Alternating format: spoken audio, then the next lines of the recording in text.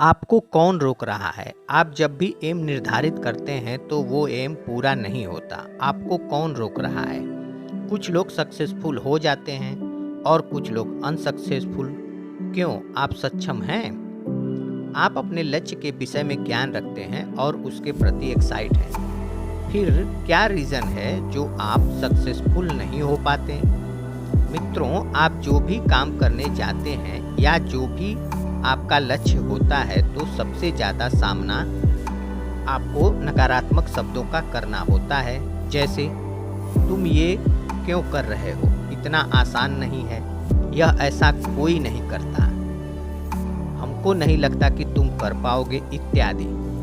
जिसको अपने ऊपर दृढ़ विश्वास होता है वो इन नकारात्मक बातों को भी सकारात्मक नज़रिए से लेता है, और दूसरी ओर जो इन बातों से प्रभावित होता है, दृढ़ विश्वास की कमी के कारण भय से लक्ष्य को त्याग देता है और असफल हो जाता है। आपने नेपोलियन बोनापार्ट का नाम तो सुना होगा। नेपोलियन बोनापार्ट फ्रांस के एक शक्तिशाली योद्धा थे।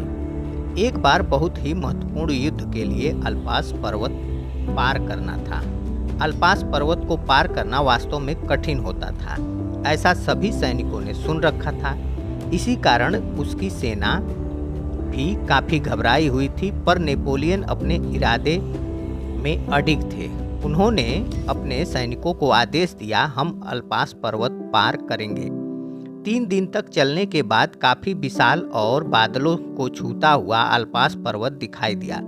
सैनिक घबरा गए और अपने सेनापति के आदेश को तो मानना ही था।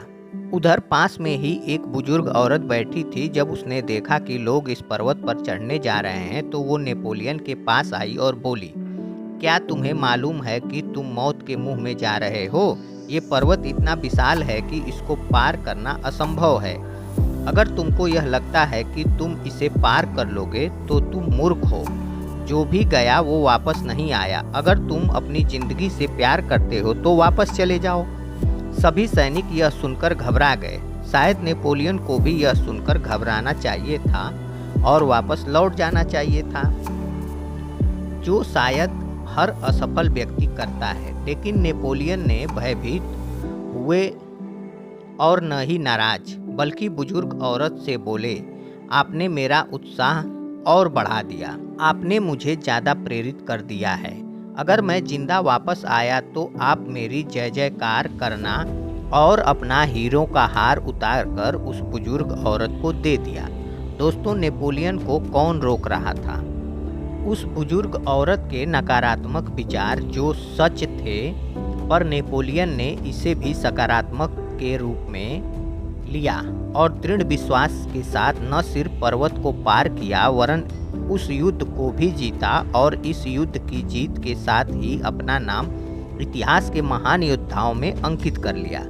दोस्तों, आप चाहें या ना चाहें, नकारात्मक बातों का सामना आपको करना पड़ेगा, पर जो भी लक्ष्य पर अडिग रहता है वो नकारात्मक बातों को भी सकारात्मक दृष्टि से देखता है। दोस्तों, याद रखना, जो बाहर की सुनता है वो बिखर जाता है और जो अपने अंदर की सुनता है वो संवर जाता है। दोस्तों, इस तरह की मोटिवेशनल स्टोरी के लिए हमारे चैनल को सब्सक्राइब एवं वीडियो को लाइक ज़रूर करें।